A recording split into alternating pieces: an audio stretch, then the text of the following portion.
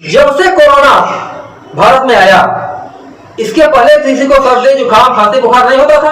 सब लोग सर्दी जुकाम दवा लेते थे, ठीक होते थे। आज जब से कोरोना आया है, थोड़ी देर से आप खांस दिए तो कोरोना हो गया आपको। उनको क्या दिया जाता है वहां पे? कुछ भी नहीं, जाने को मर रहे हैं। सट्टा प्रमोद दुबे के ड्राइवर पर गुनाह दाखिल हो गया 420। अब पुलिस बचाने में लग गई है सट्टा दुबे को, प्रदेश सिंह को, अब्दुल हक पटेल को। ऐसे कई नेता हैं। जब इंक्वायरी करने वाला ही करप्ट हो।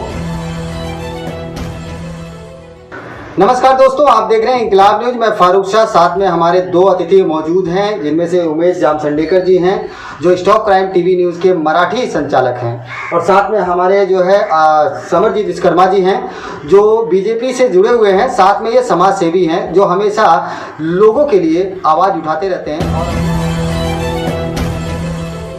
तो आज हमारी चर्चा जो होगी वो हमारी चर्चा इस बात पर होगी कि क्षेत्रीय लोगों की समस्याएं जो हैं वो कैसी कैसी होती हैं, और उन समस्याओं को लेकर अधिकारियों तक, मंत्रियों तक, पुलिस कर्मचारियों तक लोग जाते हैं और उनको कैसे कैसे समय का सामना करना पड़ता है, और उनकी आखिरी में अंतिम पड़ाव क्या होता है, आम नागरिक के साथ क्या दुर्दशा होती है, और सरकारें जो उनको सहूलतें देती हैं, जो उनको काम देती हैं, वो किस तरह से उसे निभाते हैं।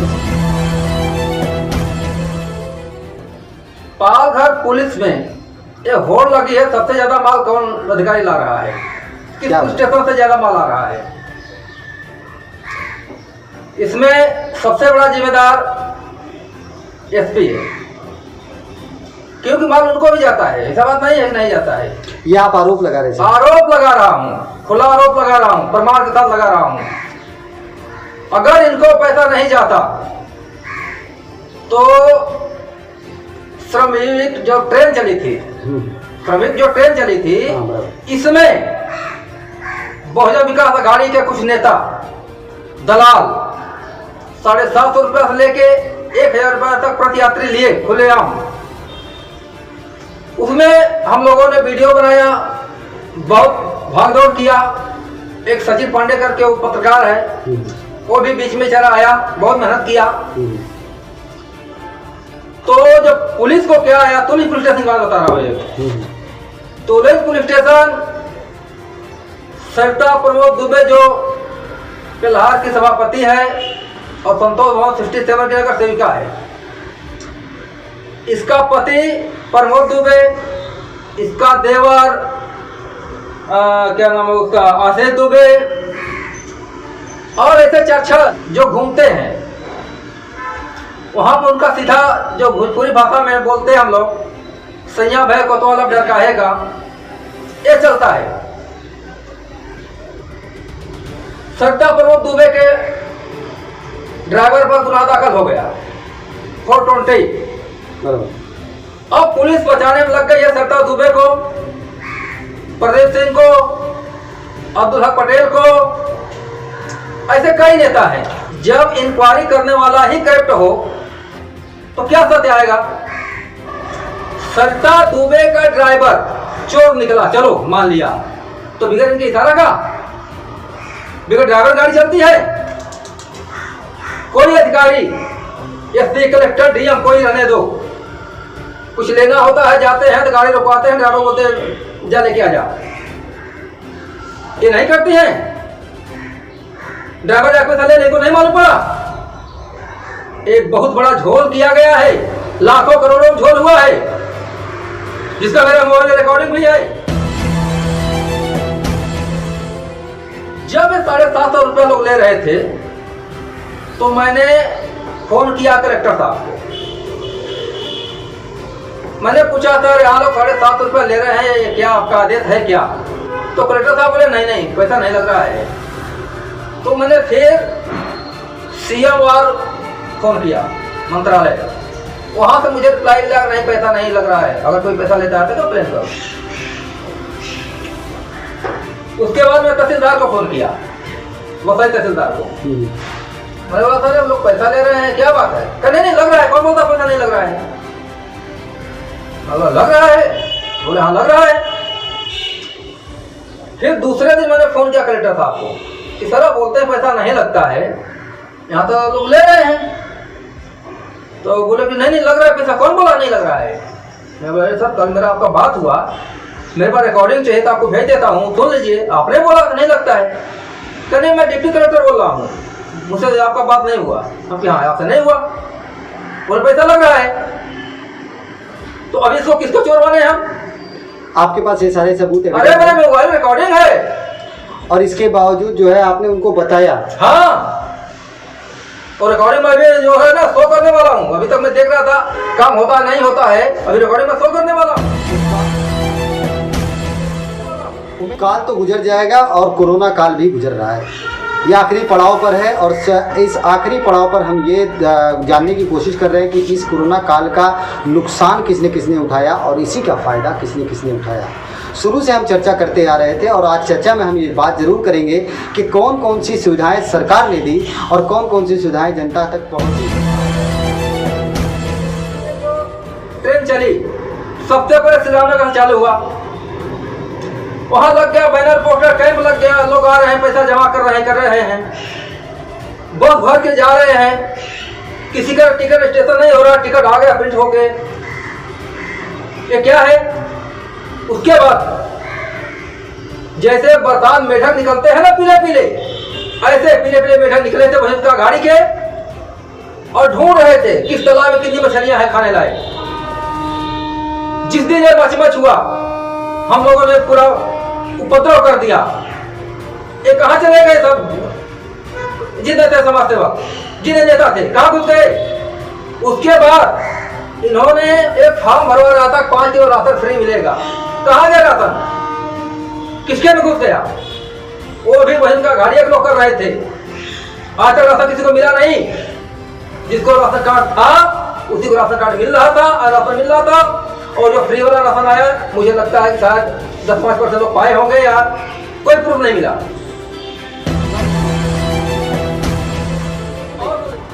संतोष भवन से लेकर के कारगिल तक जो गटर बना, अभी काम बंद हो गया। वो गटर जबरदस्ती लोग खोद दिए संडास के किनारे से, एक स्कूल को बचाने के लिए संडास खोदने लगे। मैं जाके काम रोक दिया। हमके जितना काम करो उतना ही खुदाई करो, ना संडास गिर जाएगा। तो बोले नहीं गिरेगा, हमके नहीं काम बंद करो, नहीं करने दिया, लोग चले गए। उसके बाद वो जो निकाला गाड़ी के दिग्गज लोग आए वहाँ पे। वो कौन होता है? नौकरी वाला।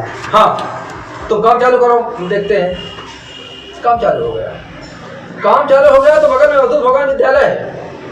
विद्यालय के दीवार पर निशान लगा हुआ तोड़ने का, मगर उससे 5 फुट हट के पश्चिम सतपुर साइड संडास के एकदम सटा के खोद दिया गया। और जहाँ संडास का नींव पड़ा था उससे 4 फीट नीचे खोदा गया। तो जाहिर सी बात है वो गिरेगा। और खोद के चले गए, काम बंद।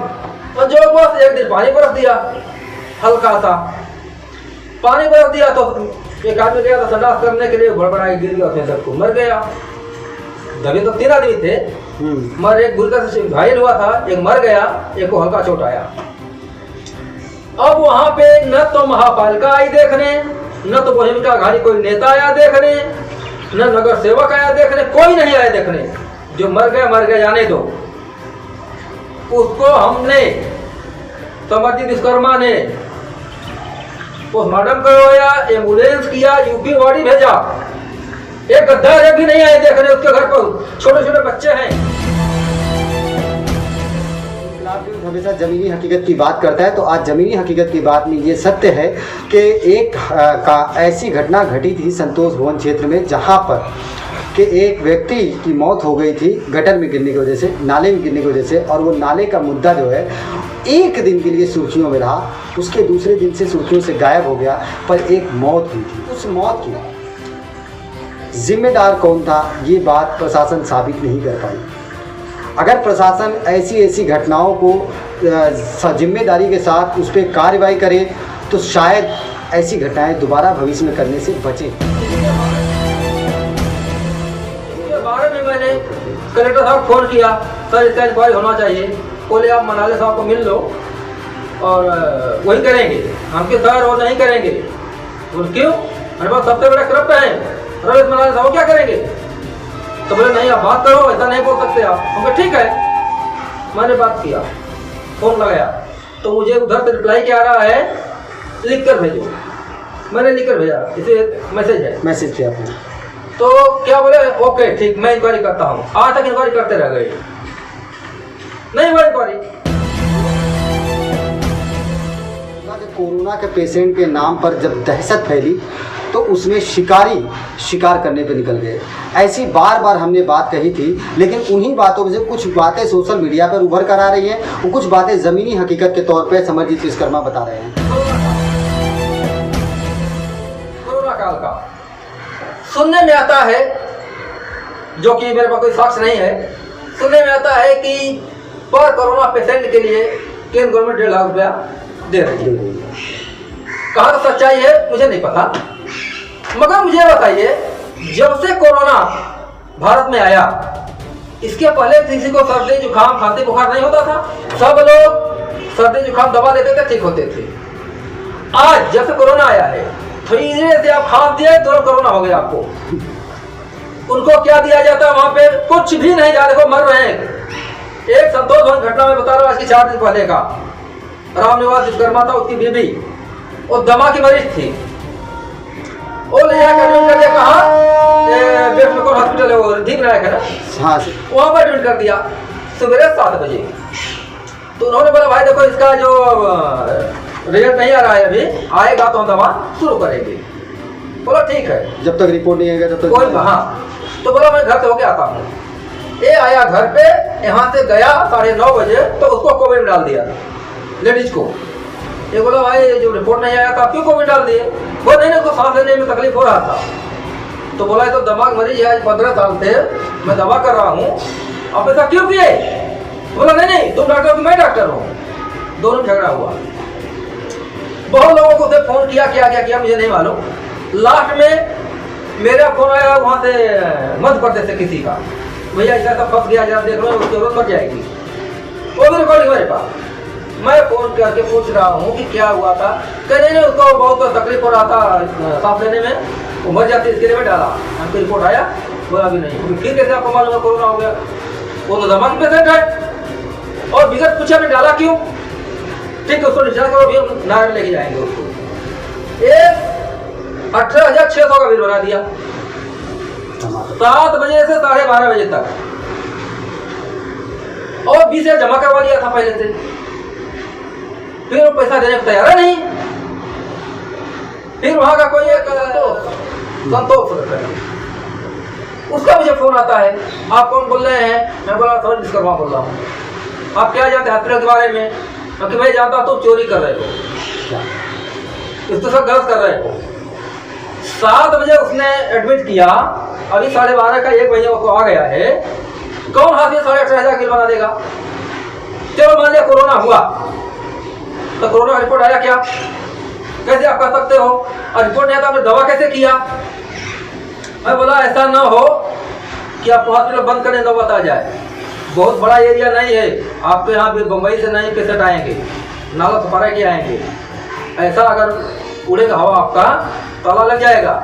तो बोला नहीं मैं उसको करता हूँ। मालूम क्या किया? 10,000 रुपये उसको रिटर्न दिया और उसने 7,500 रुपये का एम्बुलेंस किया कोविड का, लेकिन नायर जाके एडमिट है। ऐसा यहाँ के लूट का सोच है। 10,000 रुपये क्या अपनी जेब से दिया गया? अभी तो 10,000 रुपये अपनी जेब से दिया गया या 10,000 उसका ही रिटर्न किया गया? अगर 10,000 रिटर्न किया गया है किसी के फोन कॉल पे बात करने पे समाज सेवक के, तो जाहिर सी बात है ये 10,000 रुपये अपनी जेब से अगर दिया तो वो भी गैर कानूनी है। क्यों दिया भाई? अगर तुम्हारा लीगल पैसा लगा था तुमने दिया क्यों? और अगर तुम्हारा लीगल पैसा नहीं लगा था, तुम 18,000 का बिल था, तो तुमने छोड़ा कैसे? अब रहा सवाल ये कि क्या सुबह 7 बजे एडमिट करने के बाद दोपहर के 2 बजे तक एक आदमी को कोरोना पॉजिटिव का रिपोर्ट भी नहीं आया है, इसके बावजूद उसको कोरोना का पेशेंट बना करके एडमिट कर लिया जाए और छुट्टी देने के नाम पे 20,000 रुपये का बिल बना के थमा दिया जाता है। ऐसी घटना कभी कभी सामने आती है जब कोई आदमी सामने आकर के मीडिया के बोलता है या खुद सोशल मीडिया पे बोलता है, लेकिन हज़ारों केसेस, लाखों केसेस ऐसे होंगे जो अभी तक सामने नहीं आ पा रहे क्योंकि वो मजबूर हैं और लाचार हैं, उनके पास कोई माध्यम नहीं है। तो इसमें भी बहुत गहराई से नज़र रखनी पड़ेगी शासन प्रशासन को कि हकीकत क्या है, क्योंकि आज ये काल है, कल नहीं रहेगा, लेकिन ये विरोध बहुत तकलीफदायक है। बताइए फिर कल नए खबर के साथ और फिर कुछ ऐसी चर्चाओं के साथ जो वसई विरार से लेकर के नेशनल मुद्दे पे बात करेंगे। फिलहाल देखते रहिए इंकलाब न्यूज़। धन्यवाद। नमस्कार, आप देख रहे हैं इनकलाब द फायर। मैं उमेश जामसंडेकर लेकर आया हूं आपके मन की बात, सच्ची बात, आपके दिल की बात, सच्ची बात, सच्ची बात, सच्ची बात। देखना ना भूलिए सच्ची बात। नमस्कार, आप देख रहे हो इनकलाब न्यूज़ में अल्ताफ जीवानी। हर शनिवार और मंगलवार को देखिए इनकलाब द फायर। ये जमीनी हकीकत आप लोगों के लिए सिर्फ रहती है।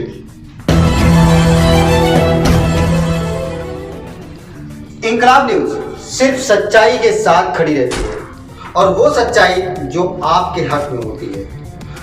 इंकलाब द फायर पर उमेश जामसंडेकर के साथ में, अल्ताफ जीवानी के साथ में मैं फारूक साहब जल्द लेकर आ रहा हूँ सच्ची बात, मन की बात, वो मन की बात जो आपकी हो।